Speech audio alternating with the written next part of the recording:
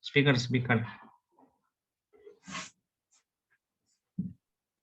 Share screen-nya kelihatan, Kang? Kelihatan. Oke. Oke, mungkin langsung saya mulai aja ya. Assalamualaikum warahmatullahi wabarakatuh. Waalaikumsalam. Perkenalkan, saya Yanto. Ya, mungkin saya gabung di grup IT rumah sakit, tapi sekarang udah nggak di IT rumah sakit lagi sih. Gitu. Di grup IT rumah sakit banyak ilmu sih yang saya dapatkan, banyak banget, apalagi dari para master-master dan suhu-suhu. Gitu, makanya saya di sini mau coba membagikan, tapi bukan ilmunya, bukan ilmu teknik ya, mungkin tentang ilmu finansial lah, walaupun saya juga nggak terlalu paham mengenai finansial gitu, tapi ya sedikit-sedikit coba saya akan bagikan. Nah, kenapa saya ngambilnya ini? Ya saya pikir begini ya, kita mungkin programmer. Programmer itu nggak ada batasan usia untuk pensiun gitu. Kadang kita sendiri sampai lupa gitu. Kadang kita harus kerja terus. Sementara masa depan kita nggak tahu harus ngapain gitu. Ya mungkin kita sampai tua kita masih tetap bisa jadi programmer sih gitu.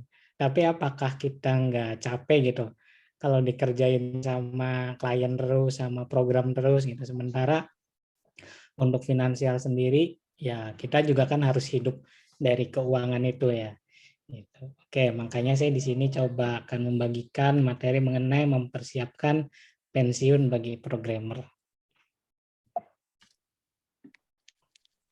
Oke, yang pertama daftar isi. Mungkin yang perlu kita tahu kapan waktunya pensiun ya. Kemudian apa yang akan dilakukan ketika pensiun. Nah, sebelum pensiun itu kita tentu harus membangun fondasi. Nah, fondasi seperti apa? Nah, kemudian membentuk tim. Nah, ini salah satu caranya juga ya untuk mempersiapkan pensiun juga bagi yang tidak ingin terlalu cepat pensiun gitu. Nah, kemudian membangun aset. Oke, kita lanjut. Nah, untuk ringkasannya mungkin sebagai seorang pekerja mungkin kadang terbesit di pikiran ya, kapan waktu yang tepat untuk pensiun, sudah siapkah kita pensiun, dan apa yang akan kita lakukan jika nanti pensiun. 14. Nah, pensiun bagi seorang programmer mungkin selama ini hanya dengan berkembangnya zaman dan gencarnya tagline work from home membuat seorang programmer dapat menentukan secara fleksibel waktu kerja maupun lokasi tempat mereka bekerja. Nah, sebenarnya hal-hal tersebut yang membuat seorang programmer tuh makin sulit untuk menentukan waktu pensiun mereka. Gitu. Bahasan kali ini saya akan menitik beratkan yaitu pensiun dan tetap menghandle pekerjaan sebagai seorang programmer dan bagaimana membangun aset bagi programmer.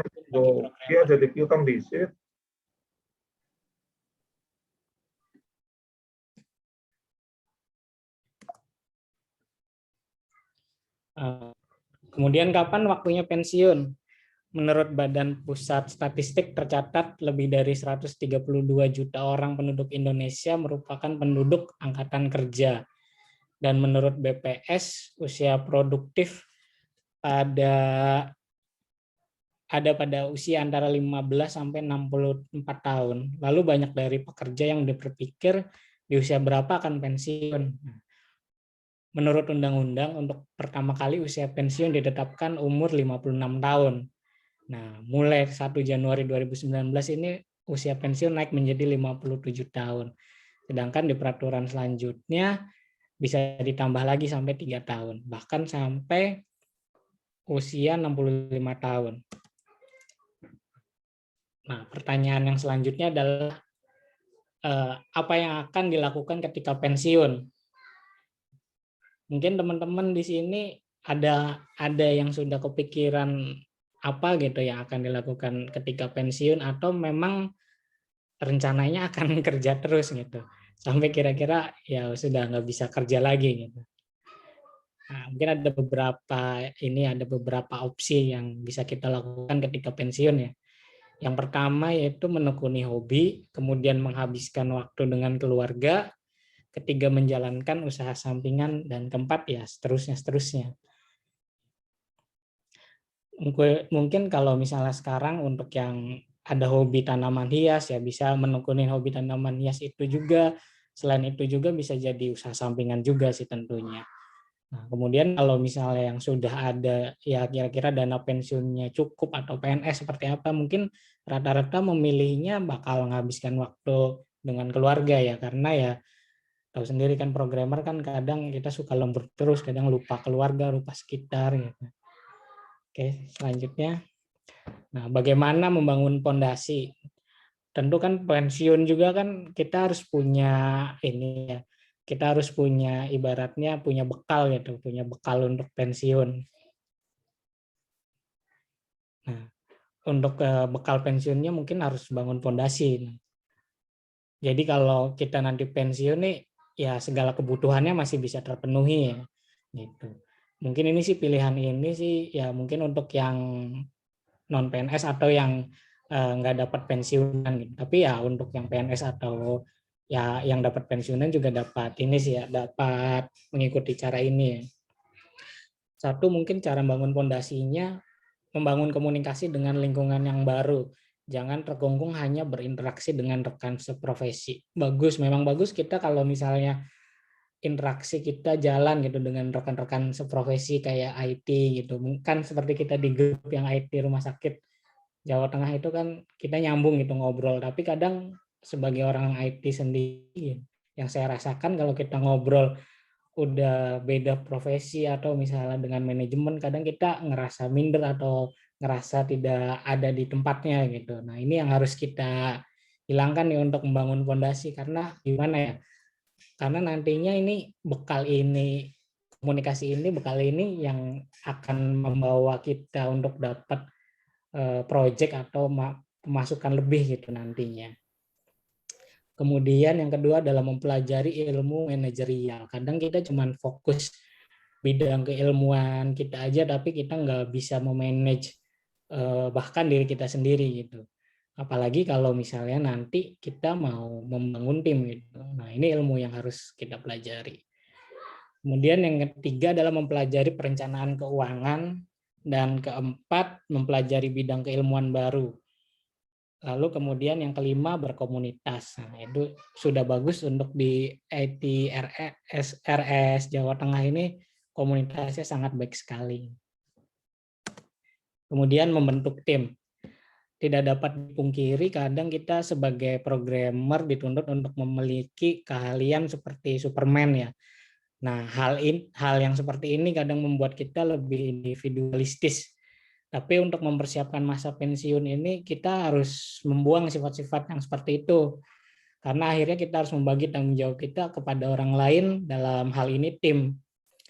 Nah, dengan adanya tim kita dapat mengerjakan pekerjaan secara lebih efisien, dapat mengerjakan banyak pekerjaan secara bersamaan, dan masih banyak hal lain yang dapat kita kerjakan dengan membentuk tim.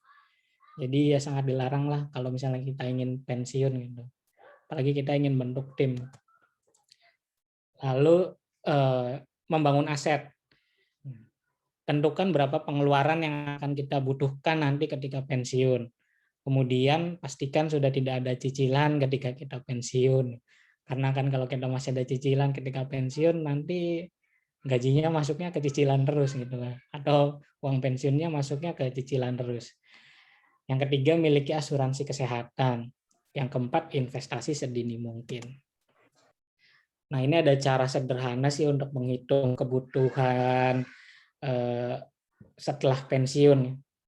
Misalkan kita memiliki pengeluaran rutin setiap bulan sebesar 5 juta rupiah dan masa pensiun kita selama 20 tahun. Jadi kalau misalnya kita pensiun umur 55, kira-kira 20 tahun lagi kita masih hidup gitu. Mungkin usia 75 gitu. Harapannya itu insya Allah mungkin lebih. Nah, ini cara yang sederhananya ya. Jadi ada perhitungan misalnya kita butuh pengeluaran 5 juta, kemudian berapa lama 20 tahun kalikan 12. Jadi ada sekitar 1,2 miliar ya. Nah, ini secara sederhana belum dihitung inflasi apa segala macam gitu. Tapi ya setidaknya ini bisa menjadi patokan dasar sih. Nah, maka target kita saat ini adalah mengumpulkan tabungan sebesar nominal tersebut. Jadi kita harus nabung sebesar 1,2 M nih. Itu untuk kita pensiun selama waktunya 20 tahun. Nah, bagaimana caranya? Menunda kesenangan untuk pensiun. Kadang kan kita kalau misalnya zaman sekarang tuh banyak yang bilang self reward ya.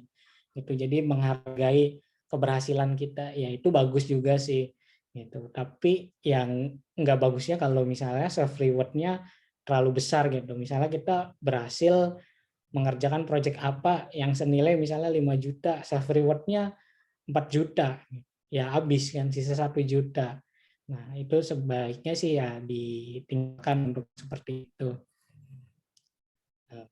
Nah, menunda kesenangan untuk pensiun ini caranya gimana? Yang pertama yaitu menabung. Otomatis kita harus nabung ya, sering harus rajin nabung, sisihkanlah penghasilannya, jangan sampai enggak. Kemudian aset real. Aset real ini bisa berupa tanah, gitu, atau misalnya kos-kosan 10 pintu, 20 jendela, gitu, ya, dan sebagainya lah. Kemudian usaha sampingan. Nah, usaha sampingan ini bisa mengerjakan proyek tadi, gitu, atau misalnya masih jadi konsultan IT dan lain-lain lah, atau hobi yang tadi dijalani tadi. Yang keempat adalah reksadana, yang kelima saham, kemudian yang keenam adalah anak yang berbakti. Yang ini juga tidak kalah pentingnya nih, anak yang berbakti. Oke. Nah, yang saya bahas di sini adalah reksadana ya. Jadi investasi yang paling gampang menurut saya saat ini, kalau tanah itu kita agak sulit ya, karena kita harus mengumpulkan uang banyak dulu untuk beli tanah. Kemudian aset real seperti kos-kosan, kita juga harus mengumpulkan uang yang sangat banyak juga kan untuk beli tanahnya, untuk beli untuk bikin kos-kosannya. Gitu. Belum kita harus marketingin kos-kosannya itu seperti apa.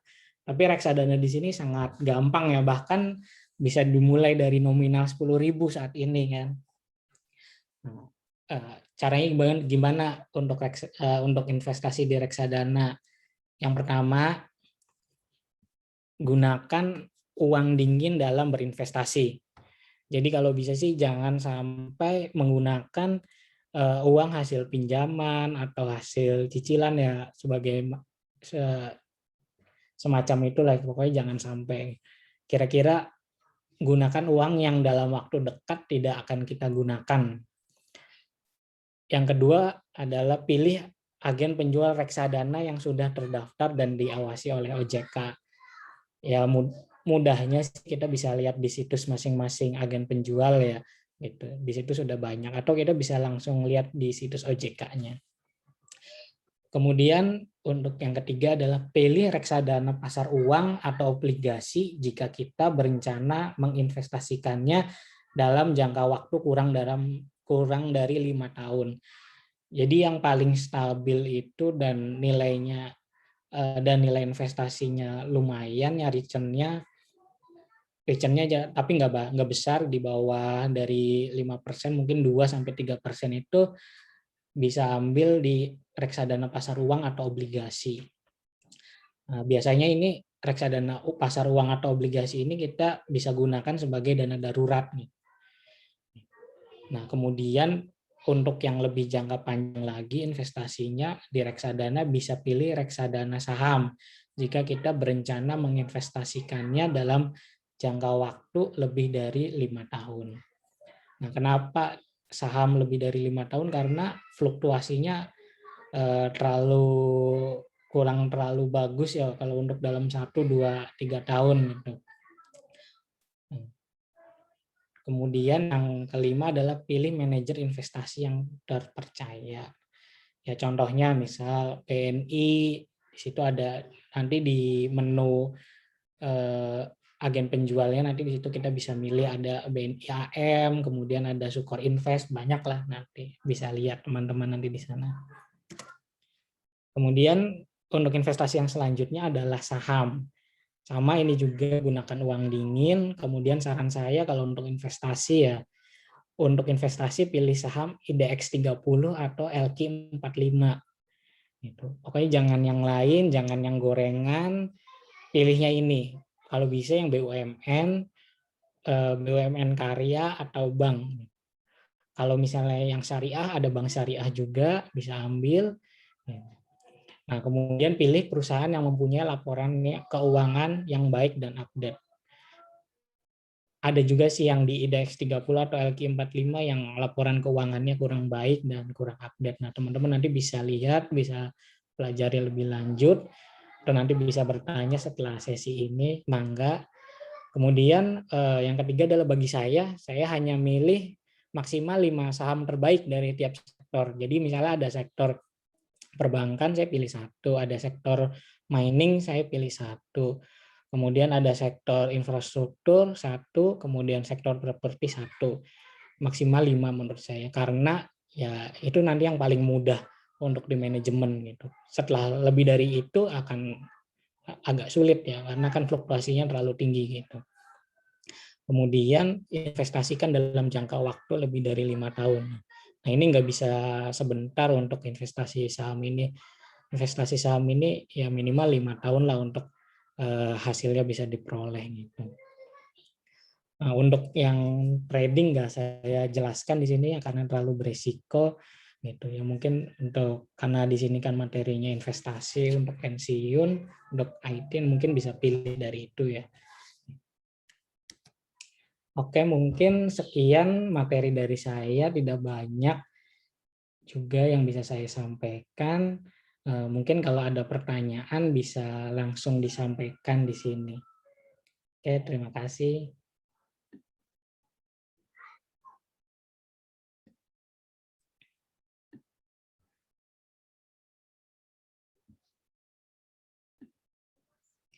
Mangga kalau ada pertanyaan. Monggo teman-teman.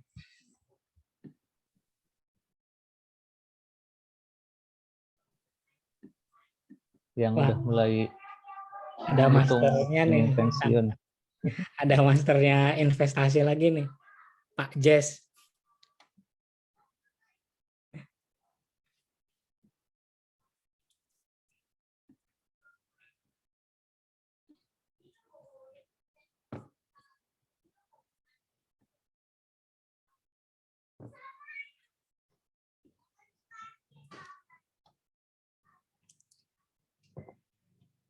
Ya, kenapa saya sampaikan ini? Mungkin kalau untuk teknik sih pastinya udah lebih banyak ya teman-teman di grup ITRS yang lebih paham, lebih jago ya. Saya share ini kenapa ya? Karena saya selama ini bekerja sebagai IT itu ngerasanya ya memang capek, memang menyenangkan gitu. Tapi rasanya kalau misalnya lebih berguna lagi, selain kita yang bekerja untuk uang, uang juga harus bekerja untuk kita gitu. Ya misal bayangkan kita sudah bekerja belasan tahun, ya kita digaji tiap hari, tapi ternyata gajinya cuma habis buat kebutuhan hidup, makan, ya dan lain sebagainya gitu. Ya saya hanya coba inilah men-share pengalaman saya sendiri sih. Gitu.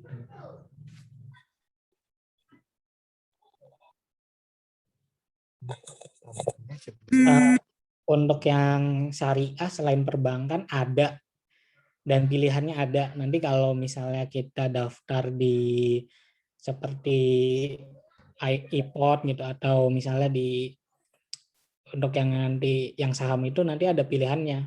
Ada pilihannya, Mas. Untuk yang syariah. Kalau syariah kan ada beberapa kondisi. Di situ juga kalau nggak salah ada JSII terusnya ISI itu nanti di situ ada.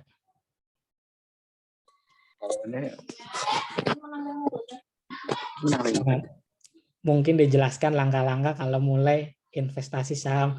Nah, mungkin nanti ini bagiannya Pak Jess nih untuk yang lebih paham.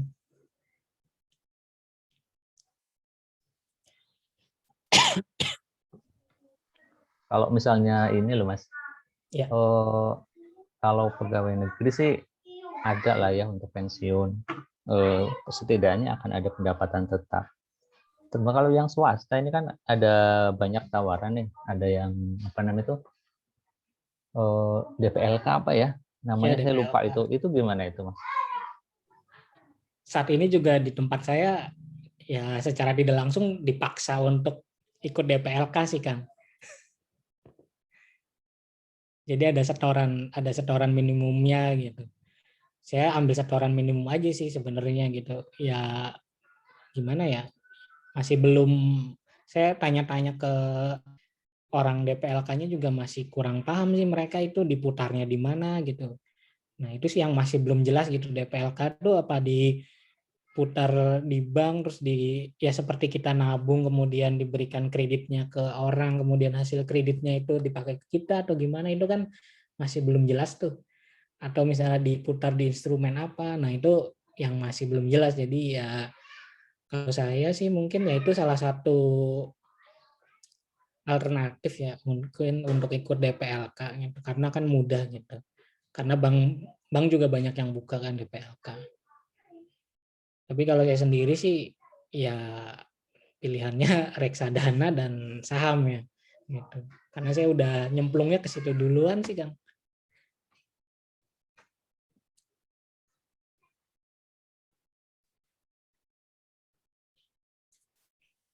Sebelum ke investasi atau pensiun nih,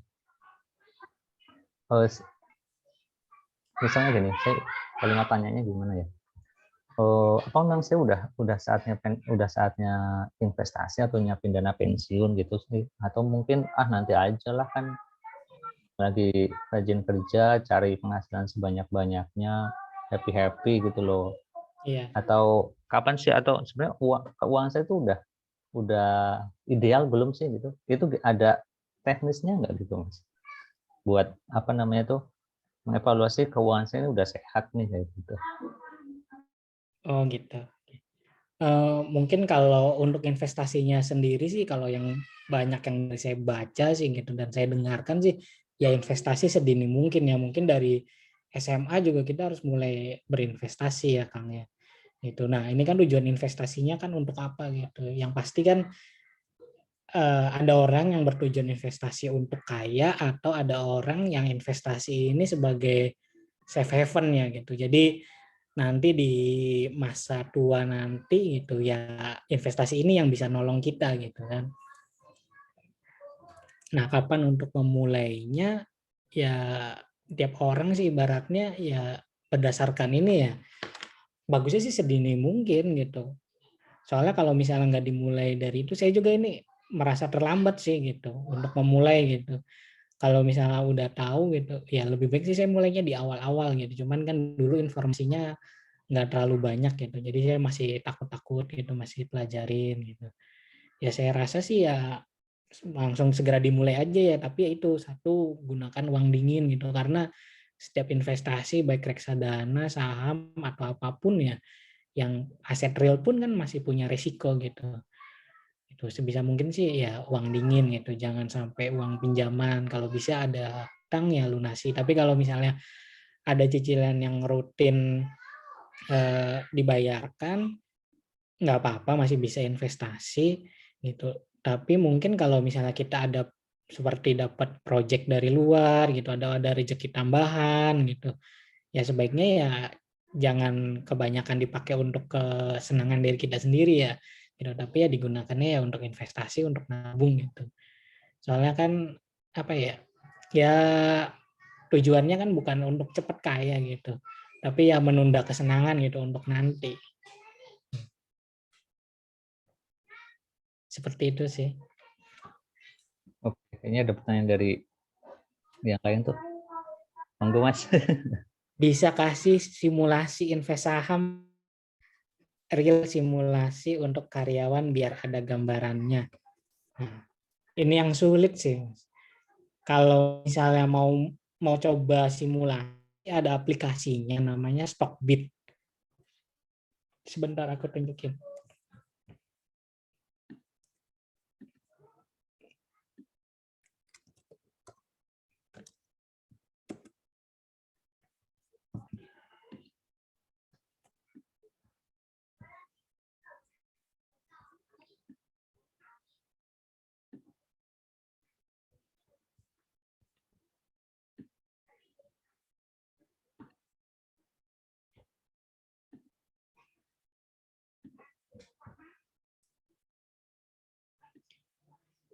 Nah, ini kalau misalnya kita mau coba simulasi, bisa di aplikasi ini stockbit.com, nanti daftar, kemudian nanti di sini kita bisa pilih gitu, virtual area, kita coba aja gitu. Nanti kita pilih virtual account, nanti kita di sini untuk coba-coba inilah beli atau jual saham gitu. Nah, tapi ini ya cuman hanya simulasi gitu. Nah, misalnya gini gitu, coba-coba beli gitu.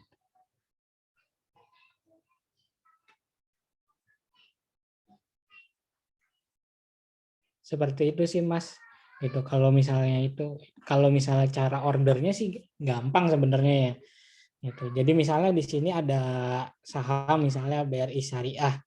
Karena nanti ini di tiap ini beda-beda ya, di tiap aplikasi beda-beda caranya, tapi ini sih cara garis besar gitu. Nanti ini ada saham pilihannya BRI Syariah misalnya. Kemudian ini harga yang terakhirnya ini udah tutup sih sebenarnya sekarang jam 4 gitu.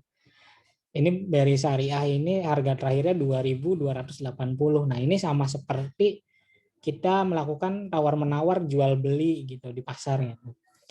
Kita bisa langsung beli di harga yang sekarang yaitu 2.280. Nah, ini namanya kalau kata orang-orang trader gitu namanya HK, hajar kanan gitu. Nah, kalau hajar kanan kita bisa langsung klik aja di sininya. Tentunya nah di sini di harga berapa, kemudian di lotnya berapa. Nah, ini satu lot itu 100 lembar. Jadi nanti dikalikan 100.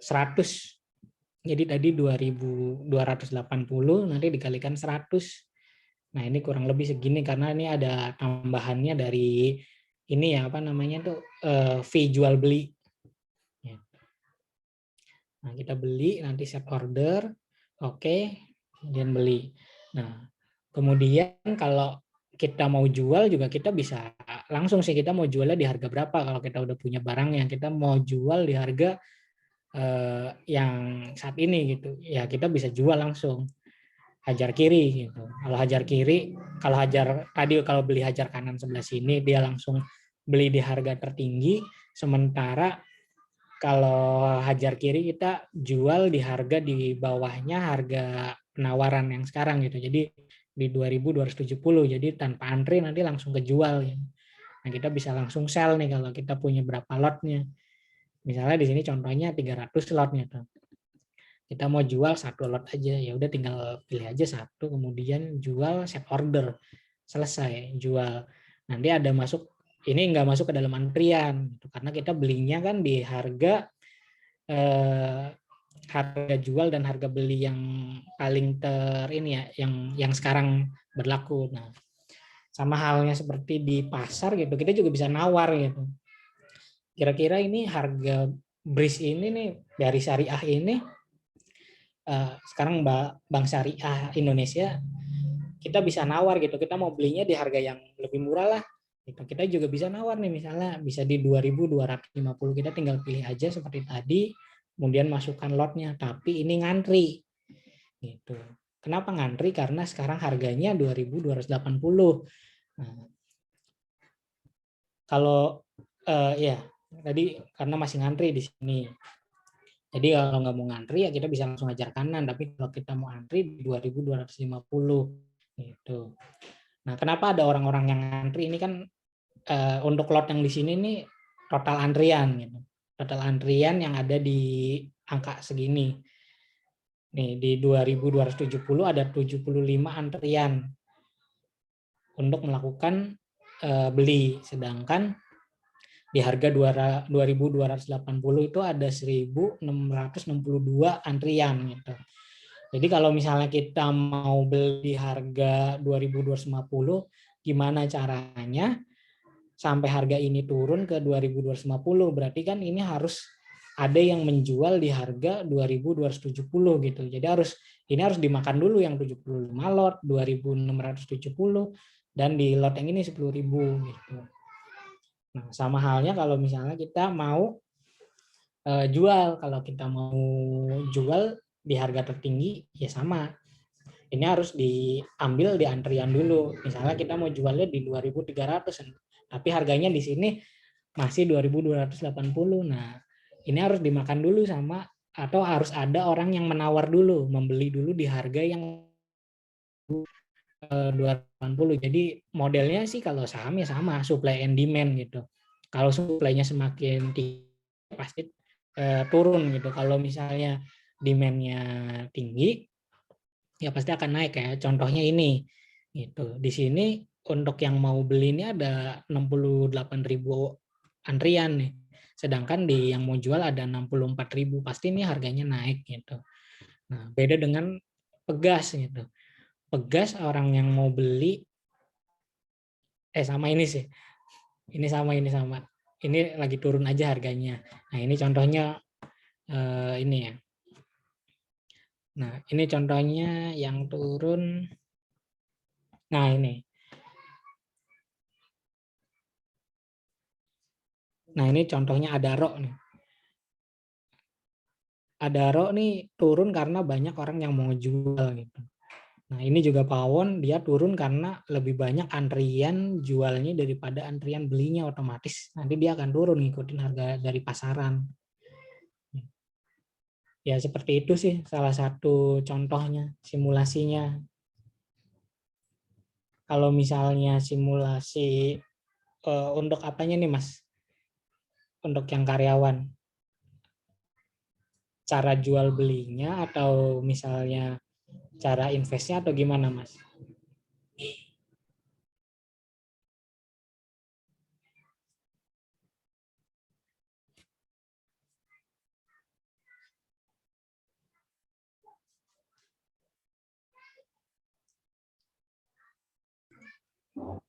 Mungkin kalau untuk simulasi atau coba-coba biasanya ada broker yang nyediain akun untuk trial Ya, biasanya, ya, bisa ya, kayak itu mungkin ya.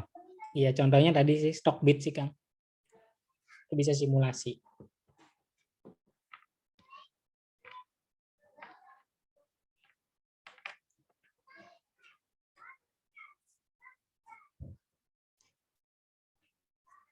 Ya sebenarnya kan saham itu sama seperti kita membeli barang ya, gitu. Tapi bukti kepemilikannya ya disimpan di sana di BI. Ya. Saham kan sama aja seperti kita memiliki sebagian kecil dari perusahaan itu.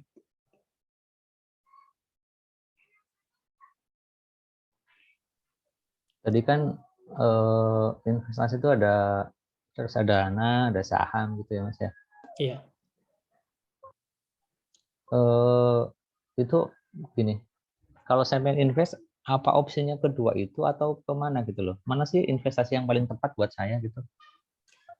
Oh, saya pernah belajar gini Kang, hitung-hitungannya gini. Usia saya misalnya 30 tahun gitu. Nah, berarti kalau misalnya usia maksimum 100 tahun berarti saya ambil yang resiko terbesar gitu. Jadi resiko yang paling besar itu 70% kekayaan saya itu ada di saham, 30% kekayaan saya ada di reksadana gitu. Aset saya ada di reksadana contohnya seperti itu sih Kang. Nah, semakin tua tuh saya semakin mengurangi resiko yang ada di saham gitu. Jadi karena masih muda gitu, resiko kita kan masih bisa menanggung resiko yang lebih tinggi gitu. Jadi ya saya ambil di resiko yang presentasi saya di resiko yang tertinggi gitu. Jadi misalnya usia 30 tahun ya saya 30% aset ada di reksadana karena resikonya lebih rendah, sedangkan 70% aset ada di saham karena resikonya lebih tinggi gitu. Mungkin kalau semakin kita tua nanti umur 60 ya kita harus kurangin juga gitu. Atau ya mungkin ya bisa pakai model ini ya itu sih saya sih gitu. Tapi mungkin teman-teman yang lain bisa pakai cara yang lain sih. Kalau saya sih lebih seneng kayak gitu sih karena masih muda kan resiko masih bisa ditanggung lebih tinggi ya gitu ibaratnya seperti itu sih Kang. Berarti sebenarnya investasi itu ada resikonya ya? Pasti kan. Kayak kita aja kan misalnya punya rumah, punya tanah, pasti kan ada risikonya ya. Rumah, tanah, rumah kita harus ngecat terus kan, walaupun misalnya itu investasi. Terus harus ada yang diperbaikin kayak genteng bocor. Tanah juga kita bisa beresiko, misalnya kena gusur kan gitu. Ya saham juga sama sih gitu. Cuman rata-rata orang-orang itu masih memandang itu saham sebagai sesuatu yang risikonya sangat tinggi gitu ya. Kenapa seperti itu? Mungkin ya karena kebanyakan main gorengan gitu. Gitu. Jadi begitu turun langsung ikutnya ya gorengan-gorengan. Memang sih dengan trading itu ya aset bisa cepat gitu, tapi bisa hilang cepat juga gitu. Seberapa besar sih resikonya tiap investasi itu? Jangan-jangan kalau saya investasi itu malah hilang gitu. Atau gimana saya mengukur bahwa resiko itu cocok buat saya, atau profil resiko saya yang mana, kayak apa gitu, gimana? Coba kalau nggak salah saya ada ininya, ada gambarnya.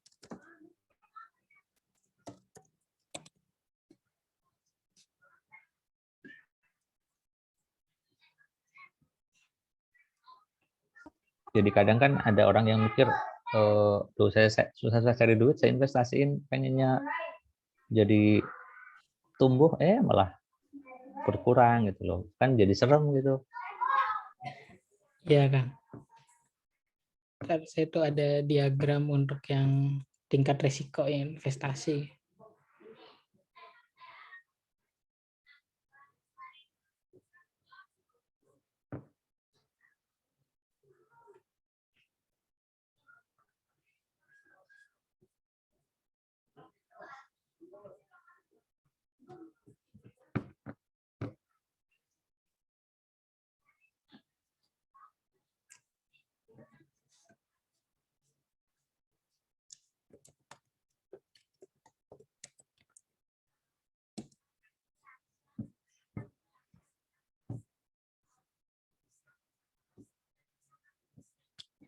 Sebenarnya sih untuk semua investasi sih pasti berisiko ya gitu. Cuman kan ada tingkat-tingkat yang resikonya dari kecil sampai ke besar ya. Mungkin yang resikonya paling kecil ya menabung ya. Yang kedua kemudian mungkin ini ya. Tapi saya emas saya nggak masukin ke dalam investasi ya, karena menurut saya emas itu sebagai ini ya, apa sih ya, sebagai lindung aset ya. Jadi nilainya tuh yang nggak berubah, emasnya segitu-gitu aja gitu. Kalau misalnya saham atau reksadana atau yang lainnya, lama sebenarnya harganya naik, tapi menurut saya kalau misalnya dibandingkan sama inflasi atau apa ya harganya sama gitu, nggak ada berubah. Ibaratnya lindung aset lah kalau emas mah. Gitu. Kemudian yang beresiko juga tuh reksadana, dan yang paling tinggi ya pastinya saham sih, yang paling beresiko sih Kang. Gitu. Ya kalau bisa sih mulainya dari awal dulu ya, dari yang resikonya paling rendah dulu ya. Ya resikonya paling rendah ya menabung gitu. Tabung dulu, deposito gitu. Kemudian kalau misalnya mau lanjut ya mungkin bisa investasi di aset real kayak tanah gitu atau apa gitu. Kemudian ya selanjutnya kalau mau lagi bisa reksadana, yang terakhir ya investasi di saham gitu. Gitu sih Kang.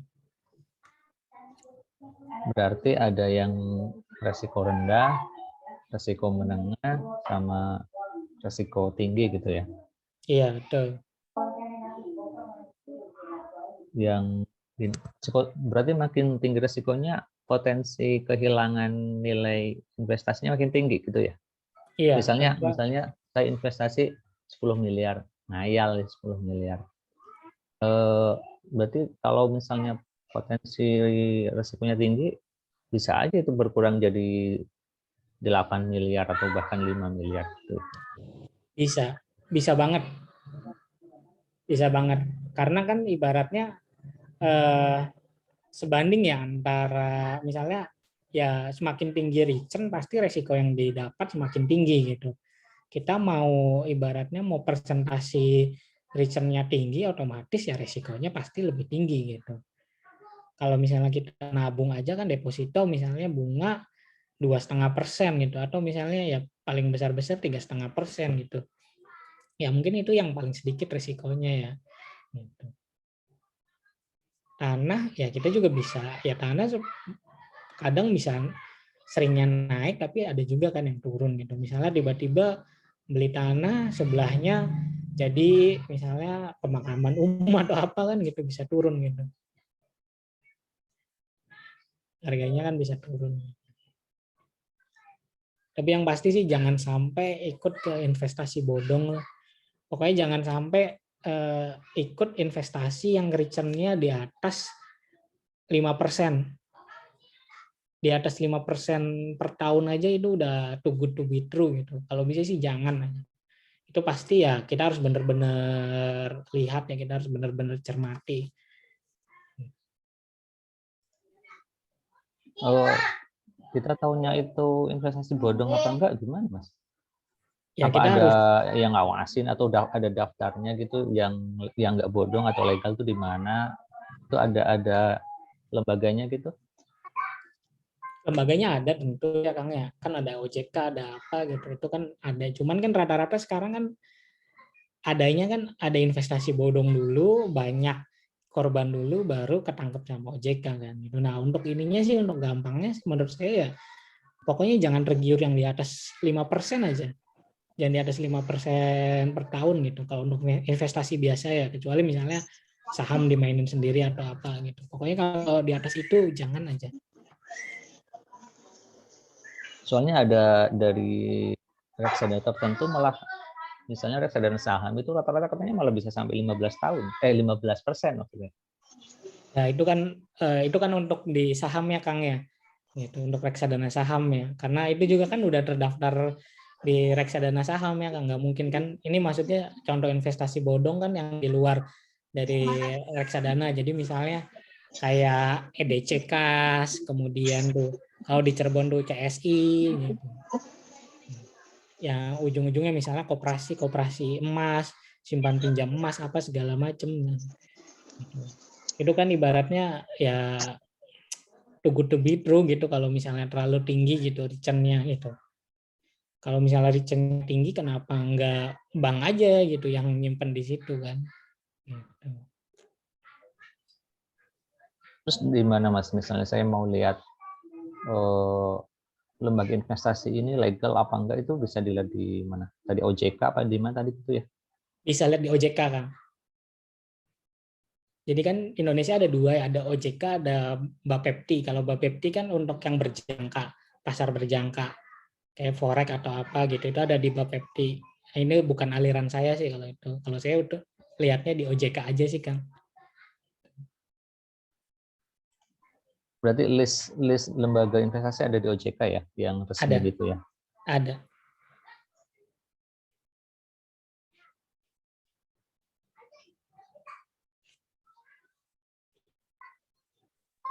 Yang lain mana ini? Saya terus dari tadi yang nanya-nanya, Mas Edi. Mumpung ini jarang-jarang.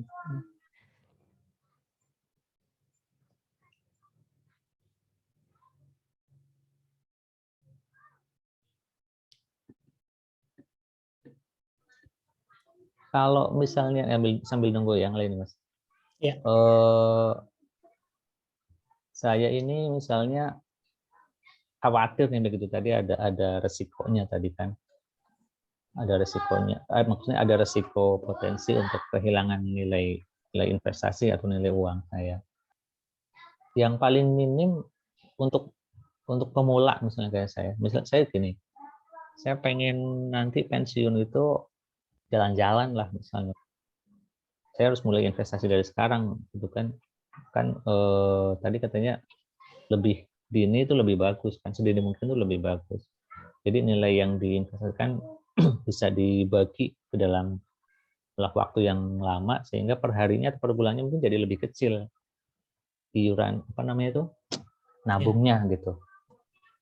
Tapi saya nggak mau kehilangan gitu loh. Seminim mungkin resikonya itu di apa itu Mas? Mungkin kalau Kalau nabung kan habis dipotong bulanan terus tuh. Mungkin kalau itu saya bisa saranin deposito ya Kang. Tapi sekarang juga banyak bank yang buka untuk semacam tabungan berjangka juga sih, Kang. Gitu.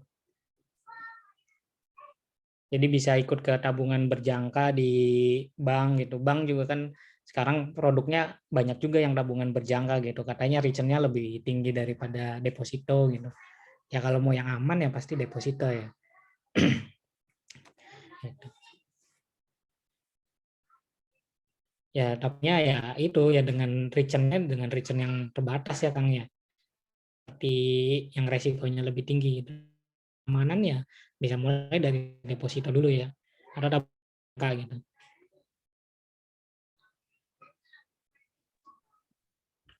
Berarti deposito ya yang paling minim ya. Iya, paling Oh, deposito. Atau tapi tabungan berjangka sih Kang ada tabungan juga. berjangka. Iya. Berarti bisa mulai dari menabung, kemudian tabungan berjangka, kemudian deposito. Deposito kayaknya kalau deposito itu pendapatannya pasti ya. Kalau sekarang Iya. kemarin kalau nggak salah 2,8% itu per tahun. Kecil ya. 2,8. Tapi kan itu potensi resikonya kan minim ya. Malah Iya. nyaris nggak ada mungkin ya, kecuali banknya di apa Likuidasi. likuidasi misalnya. Tapi kan kayaknya kecil kemungkinannya gitu. Tapi saya di masa pandemi ini saya nggak saranin ke deposito sih Kang karena nanti semakin kecil sih return-nya. Karena bank saat ini nih apa ya kelebihan uang yang disimpan di bank gitu. Bank tuh sulit untuk menyalurkan kreditnya gitu. Jadi pasti nanti suku bunga untuk depositonya itu semakin kecil gitu. Gitu. Tapi ya untuk mengurangi risiko ya bisa sih. Tapi kalau misalnya seperti kayak Kang Is gitu yang udah paham mengenai resikonya sih, ya mungkin saya nggak saranin masa pandemi gini saya nggak saranin deposito ya Kang ya. Soalnya pasti nanti semakin digerus sih. Gitu. Tapi yang pasti kan tumbuh ya. Ya pasti tumbuh sih tapi kecil gitu, segitu.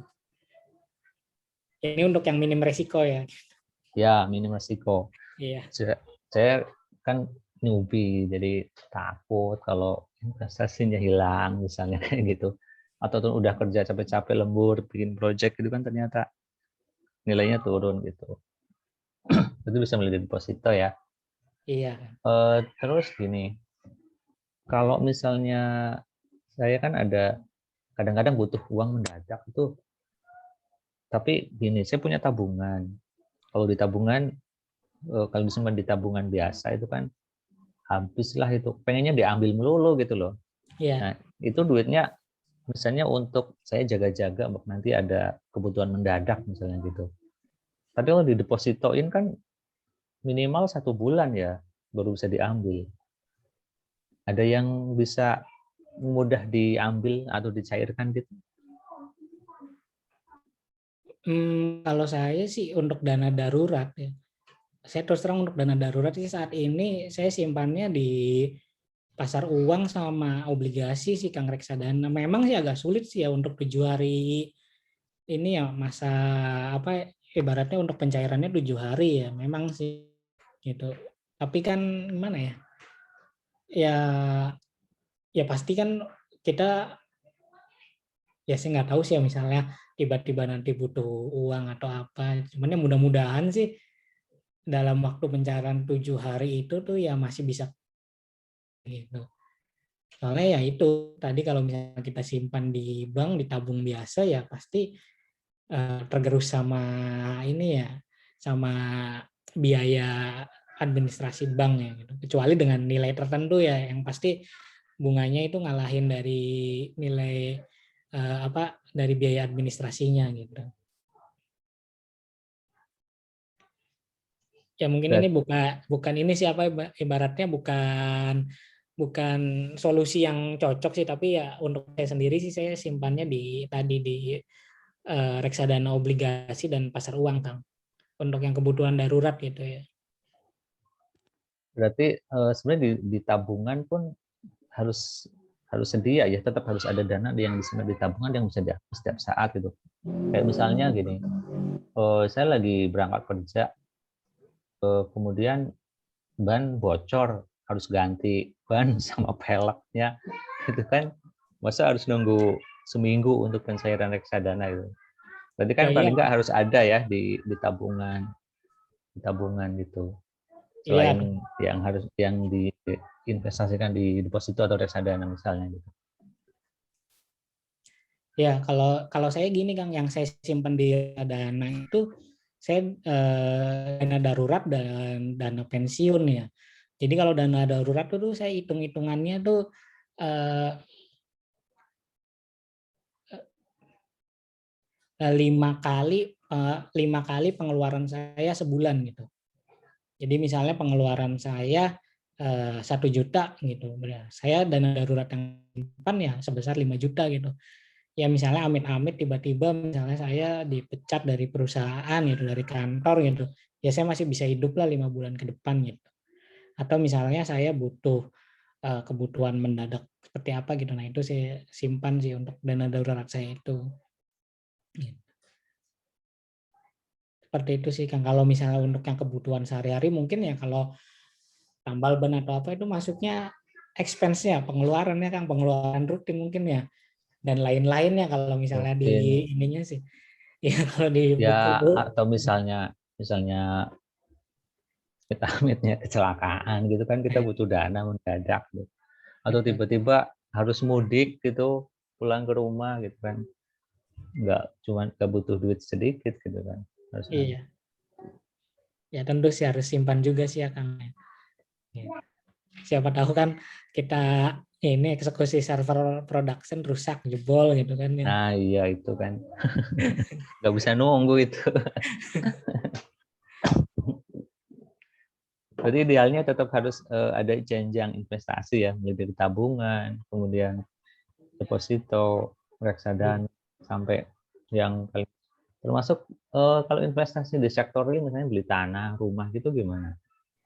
Ya sebenarnya itu bagus juga sih Kang. Cuman kalau saya gimana ya, kalau saya tuh kalau sebagai apa ya, nggak tahu, kalau pemikiran saya tuh kalau tanah tuh memang bagus gitu, cuman nggak liquid tuh Kang. Ah iya nggak liquid ya. Ya bagi Jualnya saya susah ya. Maksudnya kalau misalnya kita butuh uang cepat nggak bisa cepat-cepat dijual ya kalau tanah rumah gitu ya. iya Kang, betul Kang. Jadi ya kalau saya sektorial ya untuk ditinggalin aja ya gitu, sekalian ditempatin gitu. Kalau misalnya untuk investasi ya mungkin nanti dulu deh, nunggu umurnya nanti agak lebih tua sedikit gitu. Tapi Sekalian sebenarnya nabung. di sektor real sebenarnya bagus ya. Nilainya kan cenderung naik, resikonya juga mungkin lebih rendah ya. Cuman Iya, kurangnya mungkin itu ya, pas butuh susah dijual. Maksudnya tidak bisa cepat gitu, iya likuiditasnya betul. rendah gitu ya. Iya betul. Betul sih Kang, itu sih. Ya mungkin itu yang jadi pilihan saya sih kenapa belum terlalu itu di samping juga dananya belum ada ya. Dan nama Dari banyak kali. Itu ada pertanyaan dari gimana pendapatnya dengan pandangan awam yang masih ada yang menganggap bahwa invest saham sama dengan judi. Kalau saya sih nggak jadi masalah ya. Gitu. Silakan aja sih kalau misalnya mau invest saham dibilang judi juga. Kalau menang juga kan buat sendiri. Nggak.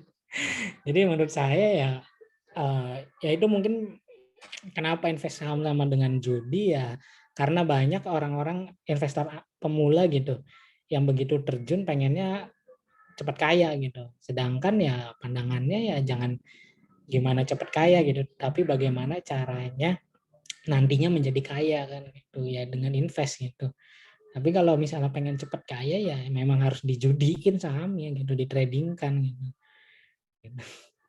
Kalau misalnya ada yang menganggap seperti itu, ya sudahlah dibiarin aja lah. Mungkin ya memang ininya pendapatnya kan berbeda-beda. Kayak kemarin kasus aja kan yang orang nggak kerja nggak apa katanya kaya gitu. Jangan-jangan babi ngepet gitu kan, sama gitu kan.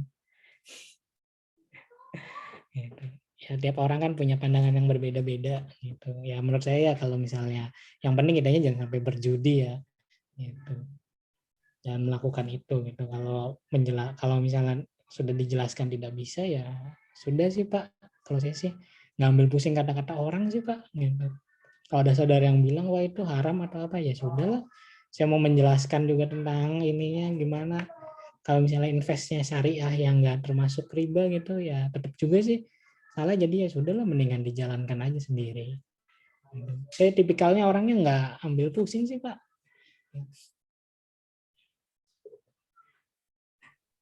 Mungkin itu gini Mas, jadi eh, kadang ada sebagian orang yang wah itu judi itu haram gitu kan, nggak boleh kayak gitu. Kan ada yang nganggap kayak gitu. Padahal setahu saya sih ada judi atau enggak itu tergantung yang melakukan sih gitu. Iya, iya betul. Apalagi sudah ada fatwa halal dari Dewan DJSN apa ya namanya itu? Iya, Ini eh, apa sih dari MUI udah ada fatwa MUI ya iya, tentang saham yang ya sesuai dengan syariah itu. iya, iya. Ya Ya, tapi, DSN iya. lupa. Tapi memang sulit sih kan kalau misalnya untuk ini ya untuk merubah mindset orangnya. Ya invest saham sama dengan judi ya ya mungkin ada yang berjudi dari saham juga karena ada sih gitu itu ya kalau kita sih ya jangan gitu ya kita cukup pilih ambil ya yang saham syariah gitu. Berarti memang ada saham yang syariah, ada yang non syariah gitu ya. Iya betul kan. Daftarnya di mana tuh Mas yang saham syariah itu? Ada di isi dan apa ya aku lupa nggak hafal, Di mungkin OJK nanti lagi ya ada ya. eh, Atau BEI. BI kayaknya ya.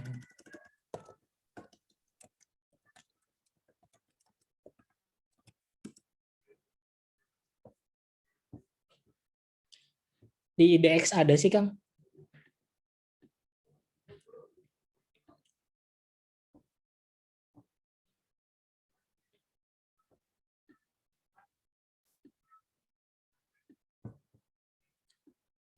Nah di sini ada nih Kang indeks saham syariah di situsnya idx.co.id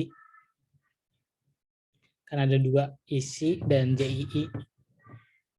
Nah, kita bisa lihat ini.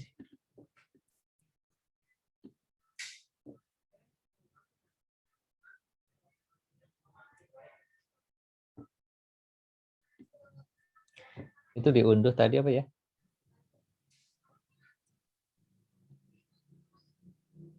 Kita bisa Unduh. cari sih. Di sini ada nih Kang. JII cari. Nah, Yang tadi itu. nah iya, diunduh nanti ini Kang. Kita bisa download sih nanti ini.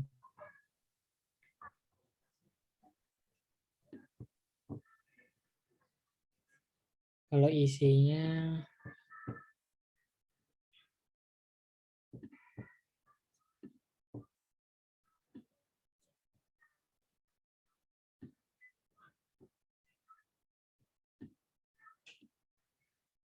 nah ini isinya ini. Kita bisa ngelihat juga. Bisa diunduh. Itu daftar saham yang sesuai syariah gitu ya. Nah, iya. Ya itu betul tuh dari Pak Jess yang mungkin lebih paham ya untuk masalah ini saham ini.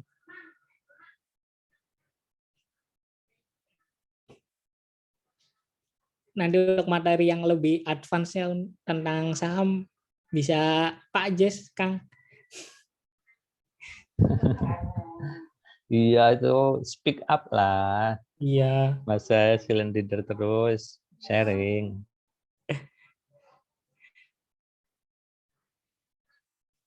Nah, ada juga awam yang belum bisa membedakan saham dengan forex. Nah, ini lebih lebih jauh lagi nih.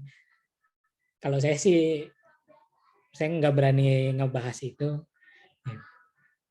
karena saya juga nggak pernah ini ya nggak pernah ikut ke forex ya. Jiwa saya nggak di forex. Nanti mungkin Pak Jas bisa menjelaskan nanti di pertemuan selanjutnya. Ditunggu Pak sharing-sharingnya.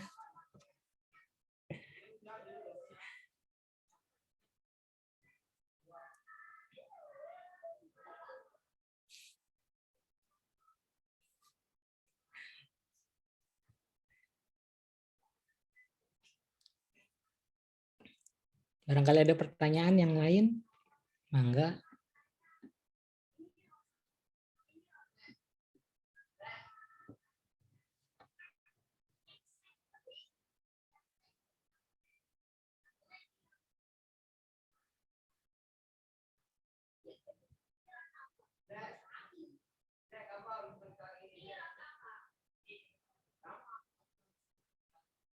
Oke.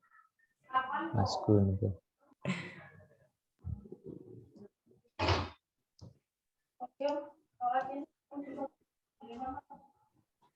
Gimana Kang? Udah cukup atau gimana? Yang lain mungkin ada pertanyaan, silakan. Tapi yang pasti investasi itu mulailah dari sekarang ya. Ya menurut saya seperti itu sih Kang. Gak usah nunggu nanti, nunggu punya duit dulu lah kayak gitu. Iya. Ya nggak usah nunggu punya duit banyak gitu. Ya dimulai aja dulu. Tinggal mungkin nanti milih jenis investasi apa sih yang cocok buat kita, karena mungkin kan tiap orang profil resikonya mungkin beda gitu. Jadi mungkin tidak semua orang cocok dengan investasi saham misalnya. Mungkin Iya. ada sebagian yang cocoknya di deposito, yang takut dengan resiko-resiko itu. Gitu. Iya Kang. Mungkin ya kalau kata saya gitu. Nah, ini saya share lagi ya. Oh ya, Saya itu share lah. materinya di-share lah, Mas. Ya. Mungkin Biar saya share teman-teman bisa baca. Mungkin saya share lagi yang ini, kalau jangan sampai kita nungguin yang keenam gitu Kang. Anak yang berbakti gitu Kang. Nunggu investasinya gitu. Kan ya memang sih ya gitu. Anak juga kan ya perlu gitu, anak yang berbakti mungkin untuk membiayai atau apa, cuman ya jangan sampai hanya nunggu itu gitu. Gitu masa orang tuanya nggak ada usaha gitu untuk untuk invest yang lainnya gitu. Ini kan sementara kan banyak itu pilihannya, ada menabung, ada aset real, usaha sampingan, reksadana, saham. Jadi jangan sampai nunggu yang terakhir aja anak yang berbakti gitu. Gitu. Ini sih hanya komplement lah anak yang berbakti mah. Gitu. Itu sih menurut saya Kang. Kasihan anaknya ya. Jadi generasi sandwich. Ya kalau bisa jangan sampai jadi yang pilihan yang keenam yang kita ambil gitu.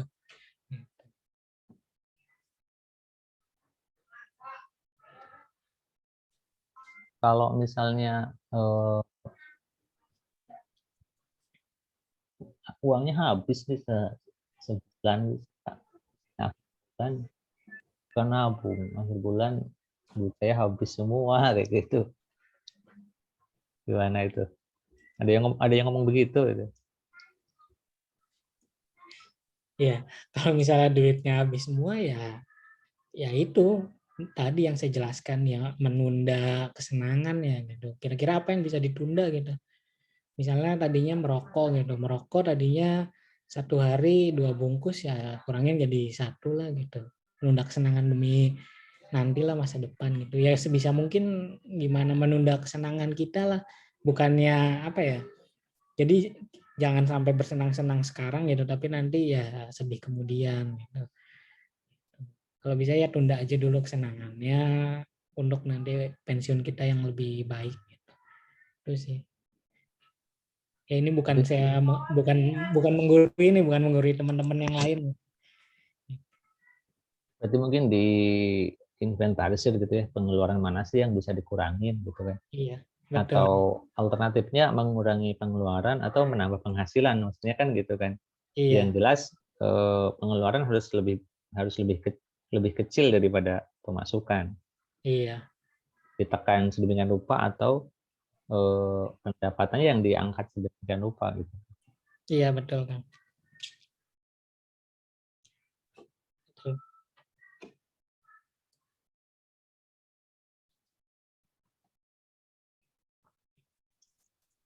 Mas Nono sharing dong.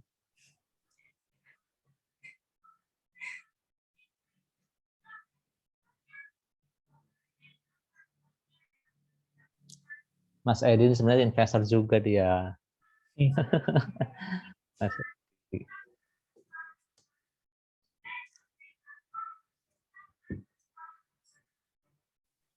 Masih suka trading nggak, Mas? Saya, Kang, Iya. ya untuk mengurangi ini aja sih, untuk menambah apa namanya, ibaratnya jantung deg-degan lah, Kang, biar ada shock terapi sedikit lah gitu. Lumayan ya, roller coaster ya. Ya, hidup kan tantangan, Kang. Kalau misalnya diem aja kan nggak seru gitu. Katanya trading itu jam terbang. Iya. Ya kalau bisa sih janganlah, pokoknya invest aja. Kalau tradingnya mah ya itu mah sampingan lah sambil senang-senang sedikit gitu.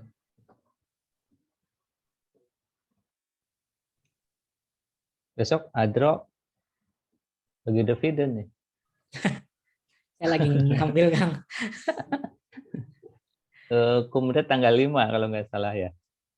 Saya nungguinnya ini, Kang, Tokopedia sama Gojek kawin Kapan sih itu? bulan Juni,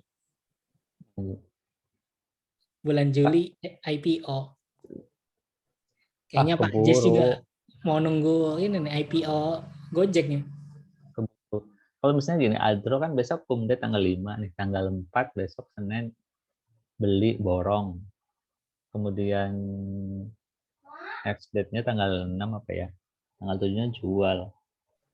Itu masih layak gak sih Kalau saya nggak pernah ngejar yang mau dividen gitu ya? mau bagi dividen sih, Kang. Saya pasti jauh-jauh hari sebelumnya soalnya harganya nanti udah nggak normal sih. Gitu. Saya tipikalnya orangnya nggak suka ngejar yang itu sih, Kang. Gitu. Saya tipikalnya apa ya? Saya tipikalnya senangnya analisa dulu, dilihat, terus kira-kira gimana ke depannya gitu. Baru ya saya ambil gitu, saya ambil keputusan gitu. Dan saya juga nggak pernah ganti-ganti sih. Sahamnya palingnya itu aja gitu. 5 gitu. Naik turun jual. Karena ya nanti kalau misalnya kita ibaratnya kalau trading yang itu aja kita nanti tahu gitu, bakal tahu nanti kita bakal tahu gitu kira-kira nanti sifatnya ini nanti turun tuh seperti apa, naik tuh seperti apa. Karena ya nanti ada patternnya sih, Kang. Kalau yang saya lihat gitu.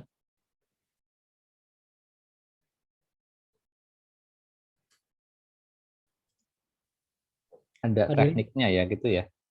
iya, jadi semacam pattern gitu ya. Misalnya si saham misalnya ada Roni bakal naik tuh kira-kira kapan, kalau apa gitu. Ini bakal turun tuh kalau kapan, kalau gimana. Terus paling tertingginya berapa, paling terendahnya berapa tuh nanti tuh ada gitu. Gitu. Kalau sideways itu lagi di berapa gitu. Pasti nanti ada yang kayak gitu sih.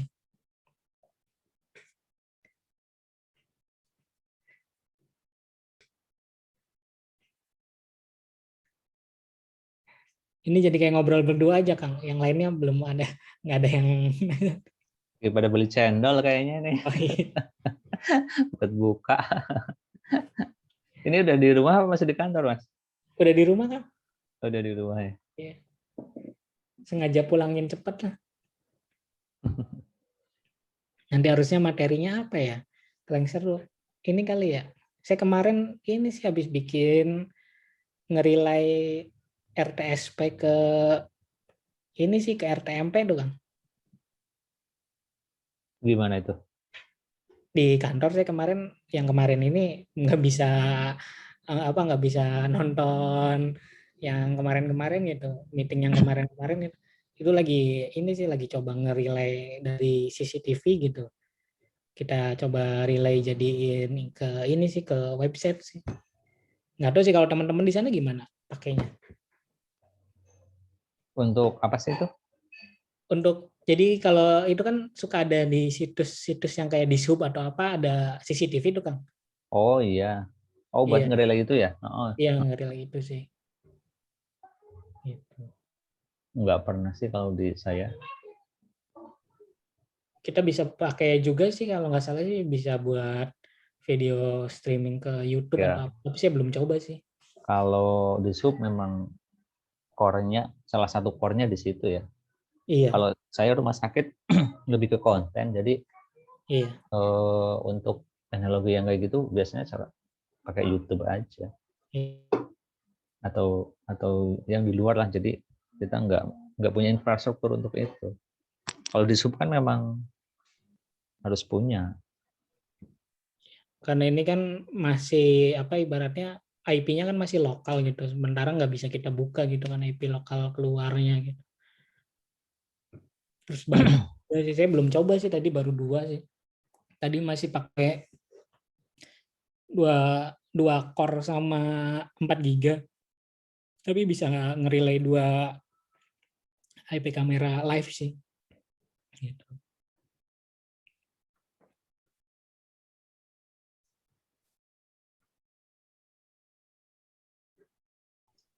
Itu kayaknya layanan standar, mungkin ada yang dari internet yang publik gitu.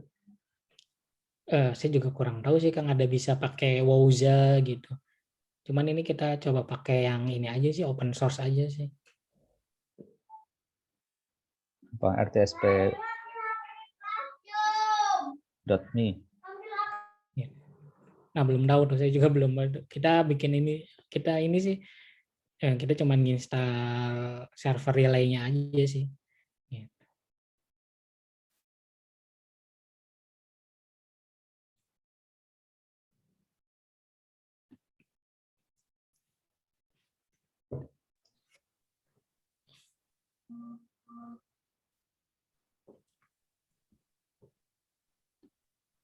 Untuk nanti hari Senin siapa Kang? Masih kosong ini. Pekan depan masih kosong, belum ada. Mas Awang nih harusnya nih. Ini Mas Awang. Kan. Iya nih, Mas Awang nih. Mas Jack nih. Node.js Mas. Web service pakai Node.js Mas. Saya nggak main di Node.js. Enggak, itu yang Mas Zack Mas tuh. Edi paling itu yang udah. Kalau Mas Zack tadi saya juga nanya sih gimana caranya start otomatis Node.js ke Mas Zack. Kayaknya Pak udah pakai juga tuh ini uh, Node.js.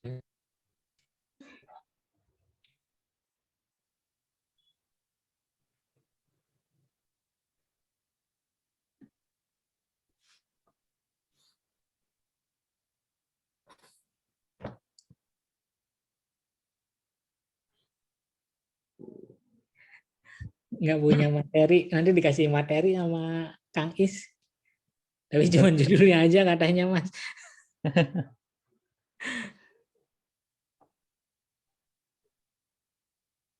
punya lah. Apa aja, jangan terlalu mikir materi yang tinggi gitu loh. Jadi yang biasa aja. Atur mikrotik. Apa kita dari networking belum ada ini. Pengalaman saya juga nggak apa-apa. Teman-teman yang newbie baru pasti ada lah hal-hal yang orang belum tahu gitu.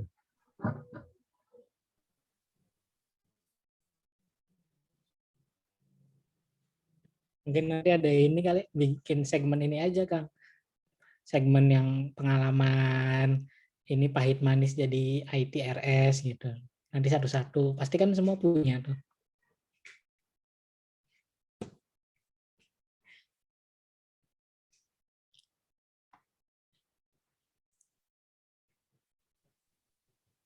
Punya lah. Mungkin masalah waktu ini yang kemudian perlu dievaluasi. Kalau jam segini kan jamnya orang di jalan gitu. Iya. Kayaknya kemarin banyak keluhan di jalan, pulang, sedang pulang kayak gitu. Cuman kalau jam kerja juga kayaknya agak kesulitan gitu. Jumat malam Sabtu atau Sabtu malam Minggu Kang. Tapi barangkali ada yang malam mingguan ya.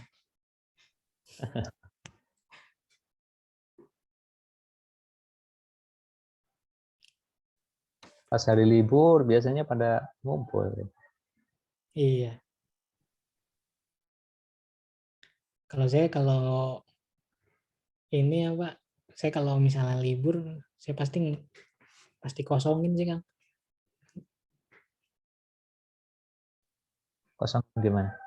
Ya saya dulu saya kalau misalnya ada kerjaan-kerjaan, saya kalau hari Minggu saya pasti sikat gitu. Tapi kalau sekarang saya ngelihat dari tim saya atau apa gitu, saya pasti kosongin gitu hari Minggu. Gimana pun kecuali kalau misalnya urgent ya gitu. Kalau nggak urgent sih, saya pasti kosongin gitu hari Minggu. Soalnya saya hargain sih hari Minggu tuh ya waktunya untuk keluarga sih. Kita kan nggak tahu gitu kapan kumpul lagi sama keluarga gitu. Iya ya. Iya. Ada paling nanti nih hari Rabu tanggal 5 yang sudah siap gitu. Itu tentang klaster ini. Mantap. Siapa Kang pematerinya Kang? Mas Joko dari RSWN. Wis, Timnya Mas Martin. Mas mantap. malah Mas Martinnya belum pernah. Udah deh, udah kemarin, sorry saya lupa. Oh, udah Udah kemarin WordPress. WordPress, iya. Kita Itu WordPress.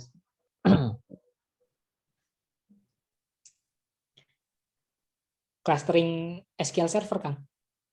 Saya nggak tahu nih. Mungkin ya. Atau Sama. mungkin failover cluster secara umum mungkin. Wis, Dia mantap. cuman ini pengalaman, sharing aja, sharing Sharing menggunakan Mas. failover cluster. Mau sharing dari RSWN pengalaman saja katanya. Oh gitu ya, bagus Ya lah. sedikit paling. Banyak juga nggak apa-apa Mas. Ya, nanti tergantung Kebetulan kondisi. jam 2 ya. Ya mintanya agak maju. Oh, jam 2 Kang. Hari Rabu. Iya, Oke. iya. Kayaknya memang waktunya jam 2 kayak sebelum jam pulang. Jadi jamnya pulang biar pada pulang aja. Kayaknya sih enak gitu sih Kang. Nanti untuk asarnya kepotong atau sampai Nggak tahu setengah 4 nanti. aja? Oh, Tahu oke. nanti. Sebenarnya durasi 1 jam sebenarnya cukup sih. 90 menit. Ini karena sebenarnya awalnya sih 1 jam. Cuma ini kemarin sesi pertama episode 1 itu kan karena materinya bagus banget sampai 90 menit lebih malah kemarin itu. Masih pada semangat, 90 menit lebih. Awalnya sih estimasi 60 menit gitu.